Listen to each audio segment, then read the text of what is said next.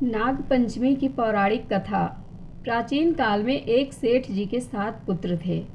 सातों के विवाह हो चुके थे। सबसे छोटे पुत्र की पत्नी श्रेष्ठ चरित्र की विदुषी और सुशील थी, परंतु उसके भाई नहीं था।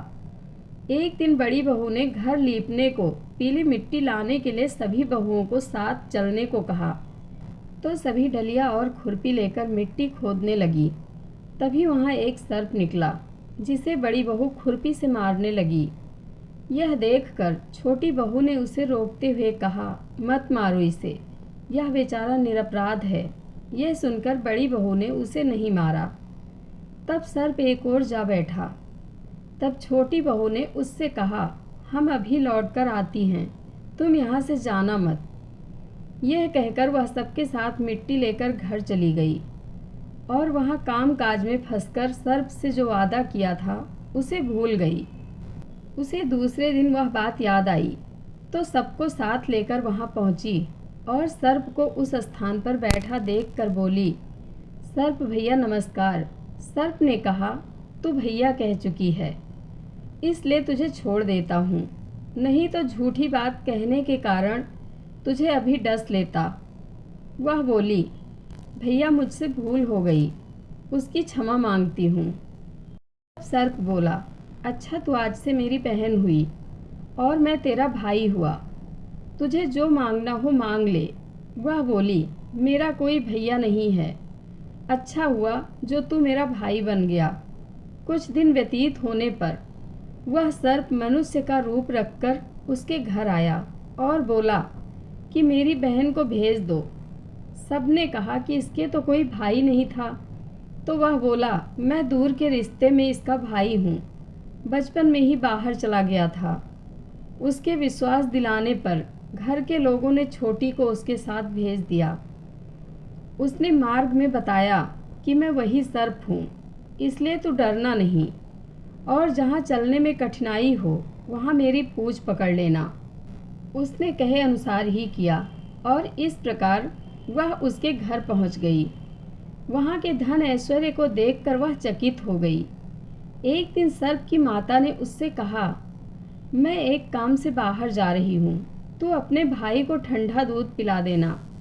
उसे यह बात ध्यान न रही और उसने गर्म दूध पिला दिया, जिससे उसका मुंह बेतरह जल गया। यह देखकर सर्प की माता बहुत क्रोधित हुई, परंतु सर्प के समझाने पर चुप हो गई। तब सर्प ने कहा कि बहन को अब उसके घर भेज देना चाहिए। तब सर्प और उसके पिता ने उसे बहुत सा सोना चांदी जवाहरात वस्त्र आभूषण आदि देकर उसके घर पहुंचा दिया। इतना ढेर सारा धन देखकर बड़ी बहू ने ईर्ष्या से कहा, भाई तो बड़ा धनवान है, तुझे तो उससे और भी धन लाना चाहिए। सर्प ने यह वचन सुना तो सब वस्तुएं सोने की लाकर दे दी।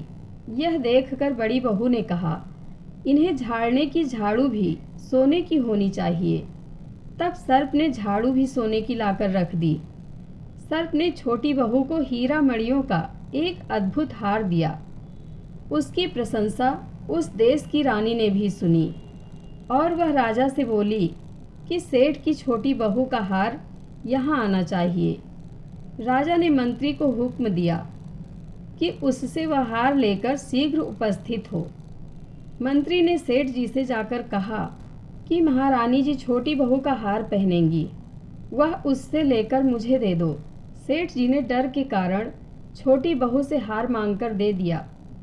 छोटी बहू को यह बात बहुत बुरी लगी। उसने अपने सर्प भाई को याद किया और आने पर प्रार्थना की, भैया रानी ने हार छीन लिया है, तुम कुछ ऐसा करो कि जब वह हार उसके गले में रहे तब तक के लिए सर्प बन जाए, और जब वह मुझे लौटा दे तब हीरों और मणियों का हार हो जाए। सर्प ने ठीक वैसा ही किया। जैसे ही रानी ने हार पहना वैसे ही वह सर्प बन गया। यह देखकर रानी चीख पड़ी और रोने लगी। यह देखकर राजा ने सेठ के पास खबर भेजी कि छोटी बहू को तुरंत भेजो। सेठ जी डर गए कि राजा न जाने क्या करेगा। वह स्वयं छोटी बहू को साथ लेकर उपस्थित हुए। राजा ने छोटी बहू से पूछा, तूने क्या जादू किया है? मैं तुझे दंड दूंगा। छोटी बहू बोली, राजन, धृष्टता क्षमा कीजिए, यह हार ही ऐसा है कि मेरे गले में हीरों और मणियों का रहता है और दूसरे के गले में सर्प बन जाता है। यह सुनकर राजा ने वह सर्प बना हार उसे देकर कहा, अभी पहनकर दिखाओ। छोटी बहू ने जैसे ही उसे पहना वैसे ही हीरो मणियों का हो गया। यह देखकर राजा को उसकी बात का विश्वास हो गया और उन्होंने प्रसन्न होकर उसे बहुत सी मुद्राएं भी पुरस्कार में दी। छोटी वह अपने हार और इन धन सहित घर लौट आई। उसके धन को देखकर बड़ी बहू ने ईर्ष्या के कारण उसके पति को सिखाया कि छोटी बहू के पास कहीं से धन आया है। यह सुनकर उसके पति ने अपनी पत्नी को बुलाकर कहा, ठीक ठीक बता कि यह धन तुझे कौन देता है। तब वह सर्प को याद करने लगी। तब उसी समय सर्प ने प्रकट होकर कहा, यदि मेरी धर्म बहन के आचरण पर कोई संदेह प्रकट करेगा तो मैं उसे खा लूँगा। यह सुनकर छोटी बहू का पति बहुत प्रसन्न हुआ और उसने सर्प देवता का बड़ा सत्कार किया। उसी दिन से नाग पंचमी का त्यौहार मनाया जाता है और स्त्रियां सर्प को भाई मानकर उनकी पूजा करती हैं। जय नाग देवता।